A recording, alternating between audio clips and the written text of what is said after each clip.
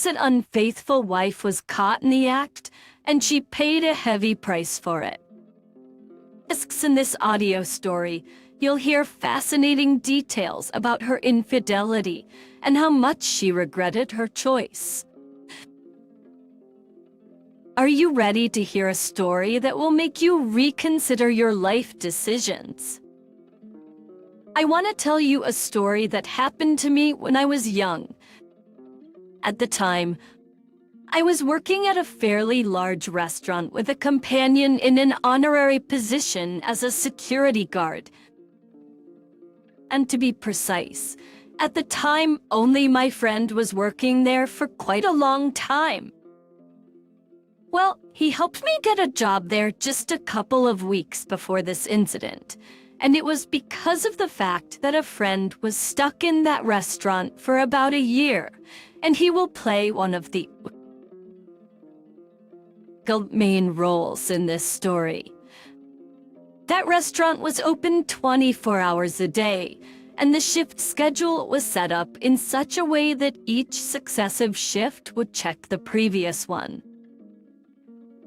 Obviously, this wouldn't 100% save you from food theft or anything else, but still. When the new shift checks the previous one before coming to work, there was more order. Anyway, by morning, our shift was coming to an end. The sun had already risen, and little by little people from the new shift began to arrive at work. Someone was changing in the service check room. The waitresses were handing over the internal electronic accounting system to the new shifts, and I was quietly collecting all my chargers and other wires from my desk. Suddenly, I saw on one of the monitors that one of our senior waitresses, who was then known as the manager of the hall, was dragging what looked like a heavy bag closer to the service entrance.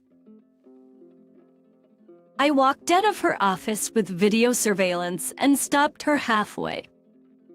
"Helen, where are these going?" I asked her, a little embarrassed. She was older than me in age. She was a little over 30, and she has worked here for years. "You're just in time?" Helped the poor woman to a cab. She said to me and nodded at this bag of hers, standing on the floor and leaning on her leg in pantyhose. A few seconds pass. I didn't have time to say yes or no before that friend of mine walks in from the same service entrance. We said hello, and my friend, being on duty, was obliged to react, and he did. "Elena Andreevna, I need to look at your bag," said Nikolai, and offered to open her bag independently and voluntarily. "Oh well, are you serious?" Elena Andreevna smiled her fake smile and looked at Kolian, but this trick did not work with him. "I go on duty and do my job. If we have a shortage here, the shortage is on our shift. Apicate ECFTILs. The responsibility for this, as a security guard, is mine first and foremost. So let's not and explain the obvious things to each other here." Open the bag. Elena looked at me, but I was already beginning to guess that the matter is not clean here. And secondly, the experienced Nikolai in such a case knows better how to act. She pushed a bag for us, and after pushing the lock, we pulled out the groceries right under the cameras. And they were not much, but all of them were expensive, and seafood and alcohol in the trunk. "I must take you to the manager," said my friend with a sigh, and together we went to the office on the second floor. I do not know whether it was lucky in Madam or vice versa. You decide for yourself, but it was in the morning and the manager was already at his workplace. We explained the situation. I quickly ran downstairs and copied onto a flash drive the video footage from the camera inside, which perfectly shows her heading straight for the exit from the camera outside, which showed the cab that pulled up behind us to our service exit, and after standing there for about 15 minutes, drove away with nothing. Oleg Ivanovich, our manager at the time, was about 45. He seemed by this middle age, of course, he was already married, had children, and most importantly, had a very flexible and lively mind. And I think so, by and large. Of course, he suspected that he was dragging from the kitchen a little bit at a time, but still dragging. But it's impossible to track everything 100 there. So because of some 2 candies or a bottle of vodka, of course, never raised a scandal.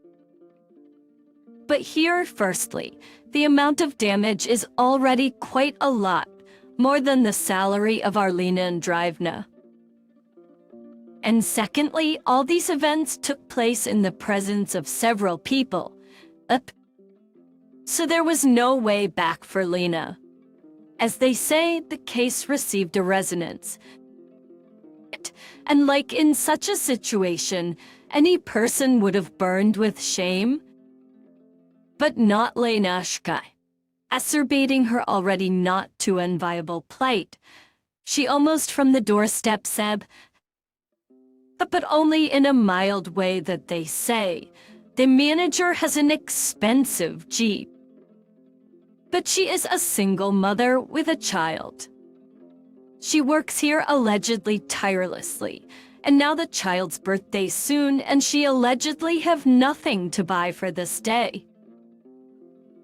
From this amount of products, the restaurant, in her opinion, will not become poorer, and it will be a significant help to her. Plus, if she is now just like that and let go, of course, it will look like a purely masculine act. Not like now, 3 men alternately asking questions to a fragile woman. It is not at all masculine and very, very unethical. We all just looked at each other slowly and silently. What she was counting on, saying such nonsense. I personally do not know, but looking at the manager, it seemed to me for a moment that he was almost imbued with her story. I suddenly thought whether our Oleg Ivanovich will not forgive this mademoiselle. Wow, if she forgave me and Kolya and Oleg Ivanovich would certainly look like idiots. Why do you need security at all if now it's all just hushed up and let go? And prevent such a development? I started first. Well, why do you need 3 bottles of this stuff if you went out to a birthday party for your 8-year-old son? There was no answer. Oleg Ivanovich asked her to go out the door, and immediately after the door closed, the development of events began to go more cheerfully. She is not as simple as she pretends to be, said my friend, and went on to explain to Oleg Ivanovich, and generally to me, that she is only pretending here because she has been caught, but nor can there be any lack of money. There were no delays with wages, that's first. Second, her ex-husband regularly comes to visit her, and by all appearances, the reindeer. Security guard Nikolay often sees a car arrive at the service entrance, but it is our Elena Andreevna gets in only once. It seems that even after the divorce, she felt that her husband, so to speak, away from her not too far, she raises him now and allows it only when she is in the mood for it. So first of all, she certainly has the money, and secondly, with a daddy like that, It's easy for her to get it, and that's probably what she does. But the interesting thing is that they originally divorced because of her cheating. It was literally about a year ago, and it was a customer from our home restaurant, specifically from among the Golden Youth. She, being a waitress at the time, met him in our restaurant, and at the moment when all this information, of course, leaked to the staff, our valiant security guard Nicholas, at the monitor even approximately remembered who it could be from among the young and such rich customers. That's the way it is. After such stories, Oleg Ivanovich became more hesitant, but he still did not base his decision only on one single story of our Nicholas, gave her a chance, and, inviting her back into the office, asked what she would choose, apologize to the 2 shifts, and stay with the shame of working here, and continue or go away and take care of everything of her own free will. None of our Oleg Ivanovich. He apparently has not often encountered such a special, and apparently seriously thought that such people can ever apologize. Of course, having a conceit, loaded to the skies, as well as a personal deer and a decent Jeep. Any apology from this Lena was out of the question, of course. She sat down next to us with a smirk, and having written this statement of hers, headed off into the sunset. Which of you rather, into the dawn. But it was already 10 in the morning. That's how a comrade came in for his shift, and I got a pretty good lesson for my age at the time. Until that moment, I thought Lena was a competent manager with an inner core. Maybe I could even learn something from her. And here it is. But to make a long story short, I will probably remember that morning for the rest of my life. Did you think your life was beautiful and perfect until one day a random situation shattered all your confidence? That's exactly what happened to the husband I'm going to tell you about today. His life seemed so unclouded until one day he uncovered his wife's infidelity thanks to a cab driver. The day what he heard made him shudder and rethink everything he knew about his life. I met Natasha at an ordinary anniversary party. I don't really like noisy celebrations by nature, but she turned out to be the exact opposite of me in this respect. And if I sat quietly and quietly ate my favorite salads that night, Ataya was active. She was in charge of the whole feast. The thing is that she worked as a host of such events. And to me, as a hardened couch potato, it was very interesting to talk with such an unusual mademoiselle. Whether the short or long, in general, we began to meet with her and later moved in together and got married. Opposites attract. This phrase, Natalia, and I heard from almost every comrade or relative of ours on someone else's side. Up in the note in general, maybe so, but judging by my history, these opposites also repel from each other with exactly the same force, if not stronger. As to work in such a job, you have to have certain character traits. As I remember now, a friend of mine delicately hinted to me, it's a job of constant drinking.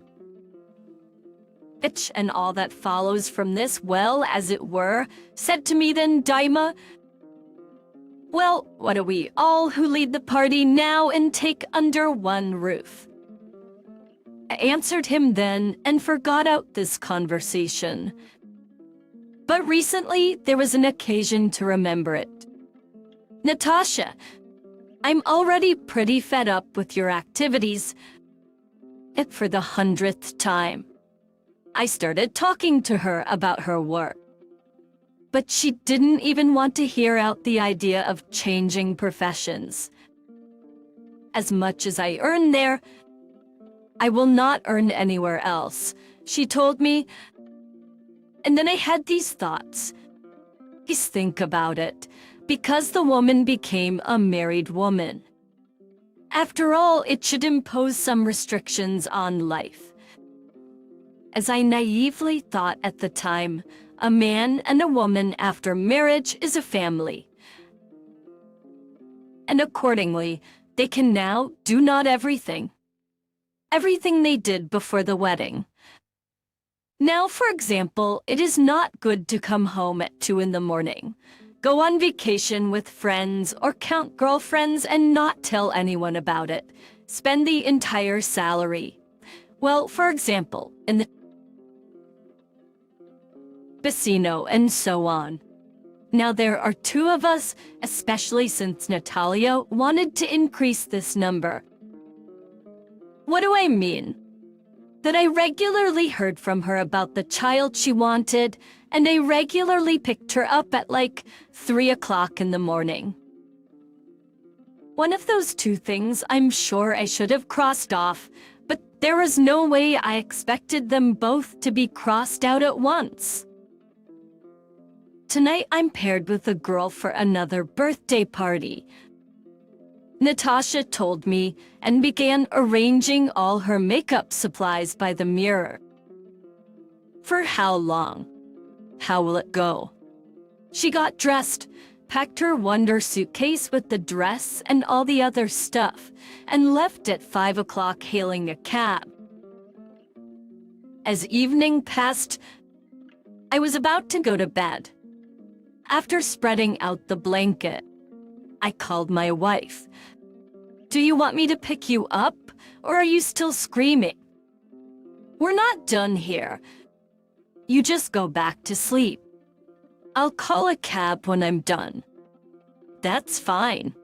I unplugged my phone and didn't say anything else to her then, but I said quite a bit the next morning, and that's what it was like. I woke up a couple of hours later to a few pokes with my key on our iron door.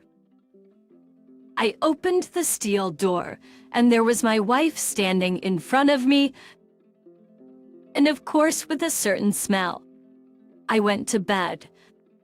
Natasha immediately fell into it as well.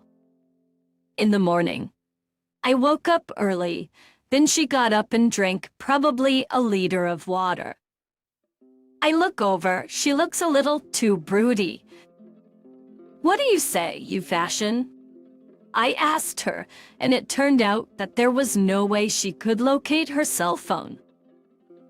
But after calling her restaurant where you were yesterday, I handed her my phone, but they said they couldn't find the phone. Wait, so you just have to call your own phone? I selected her number in the phone book, and after a few rings, a man's voice answered me. Did you find the phone? But where should we meet? Are you sure you want to meet? That voice asked me. I didn't understand. I found myself confused. Why wouldn't I want to meet? This is our phone. I'll give you a reward. What could be the problem here? Okay, let's go there and there, then in half an hour. I, of course, went to get the phone. The wife was, how should I say, not really in a position to go anywhere. Of course, she vowed not to put another drop of alcohol in her mouth, but you know all those vows the morning after birthdays, it's dust. Long story short, there was a cab driver in front of me with his cell phone, wife in hand.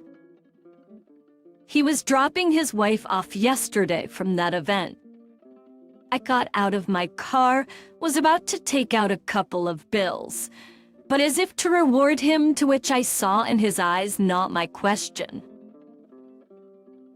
Something is wrong, I asked him. And by the way, why did you ask me on the phone if I still really wanted to go out with you? The cab driver asked. And you, if it's not a secret, who would you be? And what do you look like? Yes, husband. I am the husband. This is definitely our phone, don't worry. You can see that it says my husband when I call on it. He was silent, then added yes. I can see that. I thought it wasn't you who was coming, but the man I had a little fight with yesterday over her. What man? I asked him. To be more specific, he asked me to sit down in his car. Wait a minute. I noticed that he switched to my first name and realized that our conversation was going to be about something serious. He began the conversation. Yesterday, when I came to pick up this wife of yours, I stood there for about 15 minutes. From the door of the restaurant, where I was called, she came out first by herself, and right after her the young man came up as well. They couldn't say goodbye to each other, and of course they couldn't decide where anyone was going. The woman came to the car, said hello to me, and while standing on the street gave me her address. Atation and this young man, hugging her from behind, said he was coming with us and that he would have a completely different address. She refused him, but he kept wanting to take her to his place. In the end, they stood there kissing for about 15 minutes. I asked him 10 times if they were coming or not. They didn't pay any attention to me. Well, and he took her and pinned her to my car. And she had a suitcase in her hand. And she was jamming my car with her suitcase, or maybe it was her jacket or jeans or something either. He pressed down. She kept jingling. I shouted out of the car, "You're going to scratch my car." As your entities, young men, are we going as a result or not? And this guy started yelling at me. I mean, I had already dashed his hopes of continuing the evening. And then I made this remark to them. So when you called me today, I was pretty sure it was him. The cab driver took the video recorder out of its holder on the windshield, pressed a few buttons on it, and showed me a video clip from the night before. Action. Well, everything the cab driver had just described to me, including the sounds, rattling of the iron on the back door of the car. I think it was the buckles from my wife's leather jacket. Then she got into the cab and apparently forgot her phone on the back seat. Anyway, that was it. I went back to the house and told her what had happened to her yesterday and how. At first, I wanted to copy that video of the cab driver to let her admire it and not leave a chance to justify herself. But that's who and what to prove. We both know what happened, and we're not the only ones. Anyway, the only last excuse she could come up with was that she supposedly got bored without the baby. And if we had decided on him, none of this would have happened for sure. But they were too cheap and too ridiculous excuses. And after listening to them through sheer force, I gave her until tonight. Until tonight for the move. If you enjoyed this story, don't forget to rate it and give it a like. Thank you for watching.